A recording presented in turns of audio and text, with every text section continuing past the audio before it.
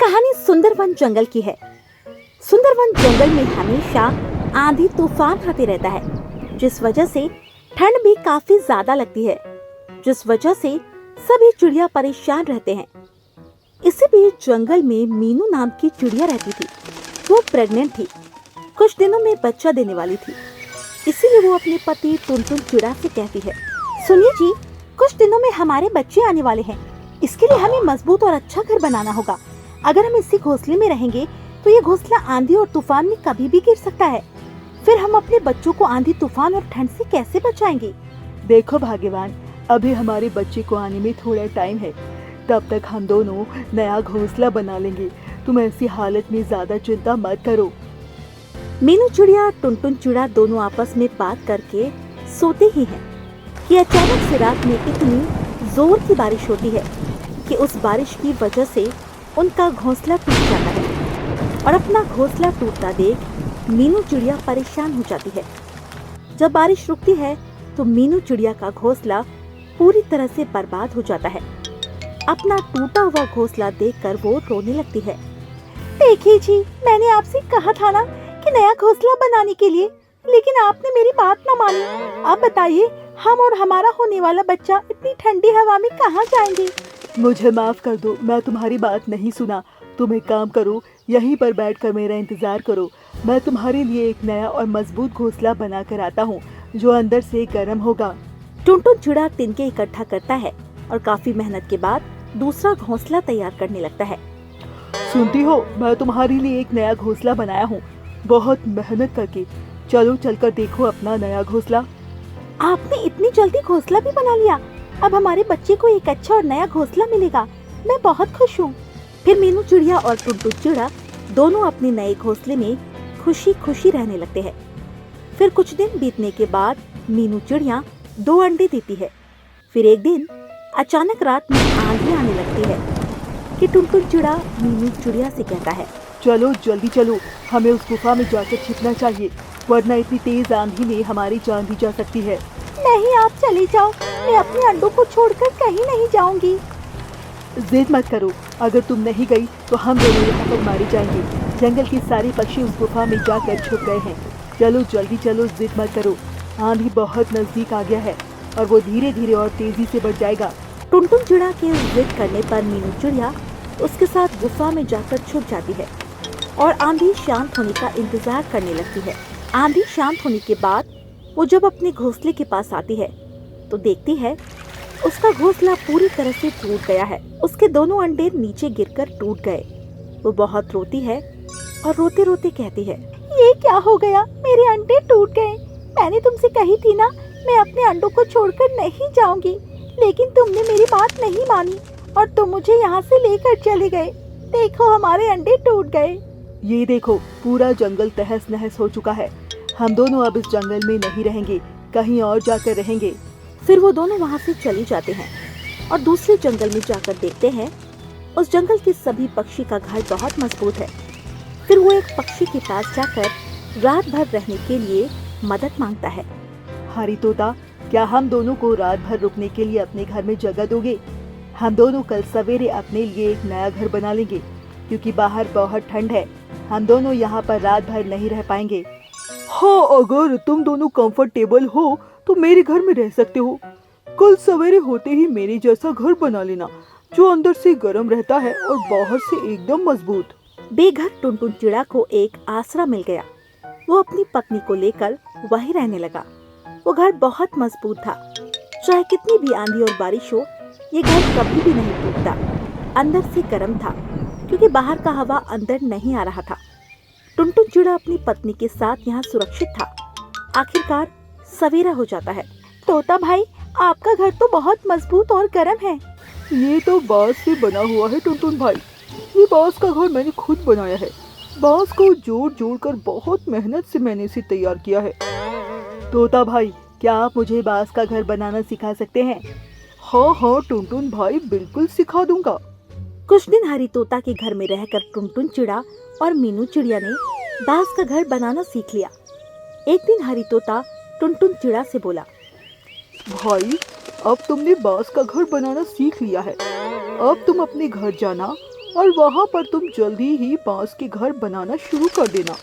ये बांस के घर कभी नहीं टूटेंगे और ठंडी के मौसम में गर्म भी रहेगा। हरी तोता से विदा लेकर वापस टुनटुन चिड़ा, मीनू चिड़िया दोनों अपने जंगल वापस आ जाते हैं। वो दिन रात मेहनत करके बांस तोड़ कर लाते हैं और उससे अपना घर बनाने में जुट जाते हैं। कालू कौवा बहुत दिनों से टुनटुन चिड़ा और मीनू चिड़िया को बांस जमा करते देख रहा था। अरे भाई, तुम दोनों तो बहुत बेवकूफ निकले। तुमने तो मुझसे भी ज्यादा खराब और बकवास घर बनाया है। कालू कौवा इतना कहकर हंसने लगता है, लेकिन वो दोनों कुछ नहीं बोलते हैं। मुस्कुरा के वहाँ से चले जाते हैं। फिर 2 महीने के कठिन परिश्रम के बाद टुनटुन चिड़ा मीनू चिड़िया के बांस का घर बनकर तैयार हो जाता है, जो देखने में बहुत सुंदर और मजबूत बना होता है। तभी जंगल के सारे पक्षी टुनटुन चिड़ा और मीनू चिड़िया का घर देखने आते हैं। सारे पक्षी उसको बधाइयाँ देते हैं।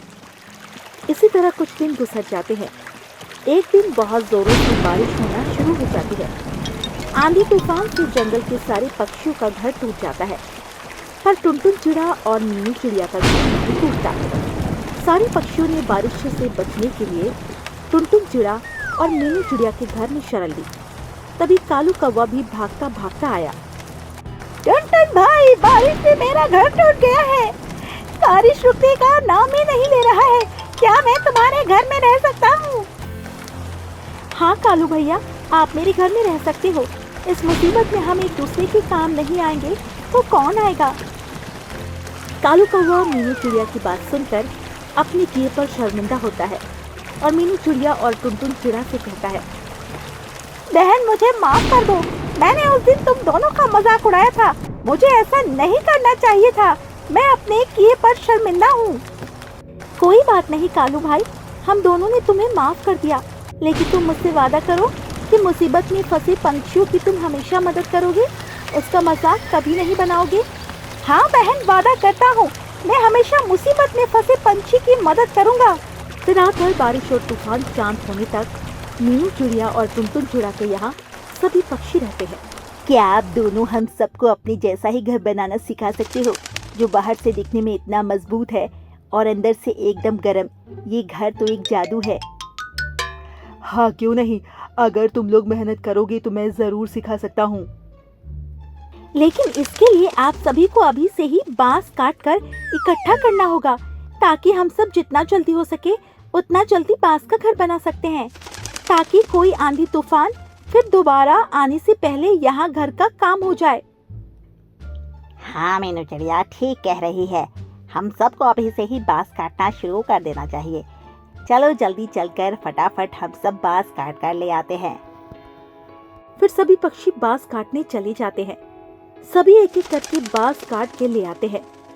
फिर मीनू चिड़िया और टुनटुन चिड़ा दोनों मिलकर सभी को बांस का घर बनाना सिखा देते हैं। सभी पक्षी अपने अपने लिए बांस का घर बना लेते हैं। फिर कुछ दिन के बाद मीनू चिड़िया गर्भवती हो जाती है और वो फिर से 2 अंडे देती है। फिर वो खुशी से अपने पति से कहती है, सुनिए जी, अब इस बार हमारे बच्चे सुरक्षित हैं। अब कितनी भी आंधी तूफान आए, लेकिन हमारे बच्चे को कुछ नहीं होगा और ठंड में हमारे बांस का घर भी हमेशा गर्म रहेगा। हाँ मीनू, इस बार हमारे बच्चे ही नहीं बल्कि पूरे जंगल का बच्चा सुरक्षित रहेगा, क्योंकि हम दोनों ने सभी को जो बांस का घर बनाना सिखा दिया है। भला हो उस तोता भाई का जिसने हम दोनों को ये बांस का घर बनाना सिखाया, जिससे हमें आंधी और तूफान से बचाव तो हुआ ही है, बल्कि ठंड भी हम सबको नहीं लग रही है। हाँ, आपने तो ये बिल्कुल सही कहा। आज अगर हम दोनों खुश हैं और हमारा ये पूरा जंगल तो उस तोता भाई की मेहरबानी से। फिर जंगल के सभी पक्षी खुशी खुशी उस बांस के घर में रहने लगते हैं। दोस्तों, इस कहानी से हमें यही सीख मिलती है कि हमें कभी हार नहीं माननी चाहिए। चाहे कितनी भी परेशानी क्यों ना हो, हमें अपने आप और अपने अगल बगल रहने वाले सभी की मदद करनी चाहिए। रात का समय था, बहुत तेज बारिश हो रही थी। सभी पंछी अपने घरों में बैठे थे। बारिश के साथ तूफान भी था।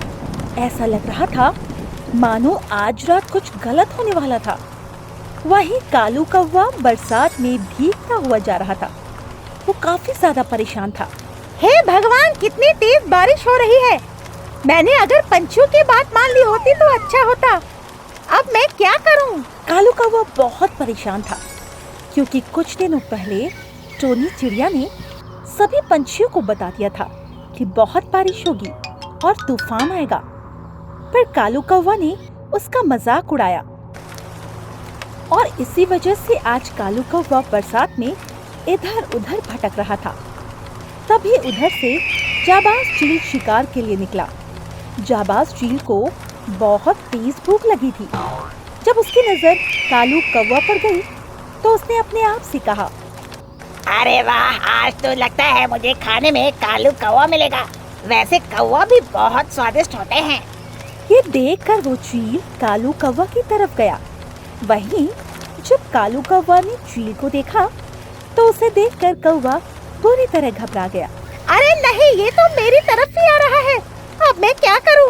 कुछ समझ में नहीं आ रहा और ऊपर से ये बरसात। जाबाज चील जब कालू कौवा के पास आया तो कालू कौवा ने कहा, अरे भैया कहाँ जा रहे हो? कहीं नहीं, तुम बताओ, इतनी बरसात में तुम कहाँ जा रहे हो? क्या बताऊं? भोजन की तलाश कर रहा हूँ। कहीं भोजन ही नहीं मिल रहा है। एक तो रहने की जगह नहीं है, ऊपर से भूखा हूँ। ये सुनकर जाबाज चील ने अपने मन में सोचा, अरे ये तो भूखा है, अगर इसे खाना खिला दिया जाए तो ये और स्वादिष्ट हो जाएगा। इस पर चील ने कहा, अच्छा ऐसी बात है, चलो मैं तुम्हें अपने साथ ले चलता हूँ, तुम्हें भरपेट खाना दूंगा। नहीं नहीं, मैं तो टोनी चिड़िया के घर जा रहा हूँ। शायद वो मुझे रहने की जगह दे दे। टोनी चिड़िया का नाम सुनकर जाबाज चील के मन में और लालच आ गया क्योंकि उसे दो दो पंछी खाने के लिए मिलेंगे। ये सुनकर उसने कालू कौवा से कहा, ठीक है तुम जाओ। ये सुनकर कालू कौवा बहुत खुश हुआ। उसे नहीं पता था कि जाबाज चील उसे ऐसे छोड़ देगा, पर उसे नहीं पता था कि जाबाज चील उसका पीछा कर रहा था। कालू कौवा टोनी चिड़िया के घर पर आया और दरवाजा खटखटाया।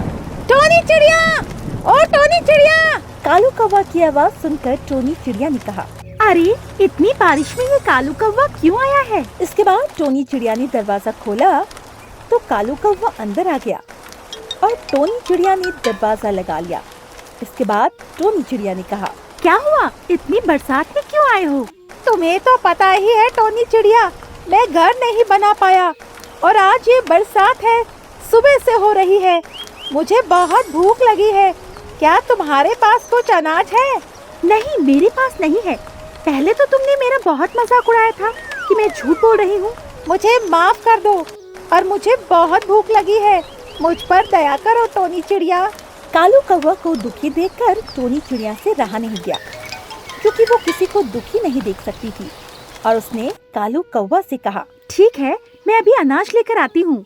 ये कहकर टोनी चिड़िया ने एक बोरी से अनाज निकाला।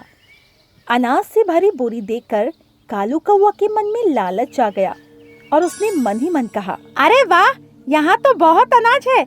अगर ये अनाज और ये घोंसला मुझे मिल जाए तो मेरी तो मौज ही हो जाएगी। इसके बाद टोनी चिड़िया ने उसे अनाज दिया और वो भरपेट अनाज खाने लगा। खाना खाने के बाद उसने कहा, मुझे आज अपने घोंसले में पनाह दे दो। बाहर बहुत बारिश हो रही है।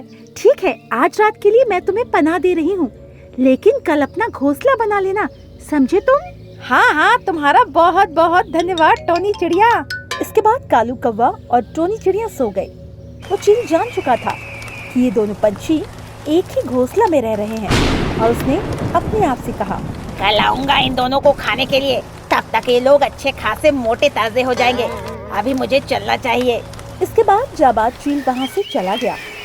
अगली सुबह टोनी चिड़िया उठी और उसने देखा बरसात बंद हो चुकी थी और वो अनाज लेने के लिए उड़ गई क्योंकि उसे पता था कि बारिश फिर से शुरू हो सकती है। कालू कौवा इसी बात का इंतजार कर रहा था।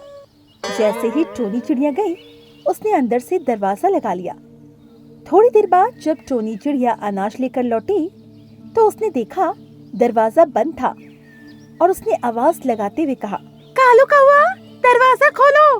पर कालू कौवा ने उत्तर में कोई जवाब नहीं दिया, जिस पर टोनी ने फिर कहा, कालू कौवा, प्लीज दरवाजा खोलो। पर कालू कौवा दरवाजा नहीं खोल रहा था, जिससे टोनी चिड़िया बहुत दुखी हो गई और उसने कहा, मुझे नहीं पता था कि कालू कौवा इतना बेईमान होगा।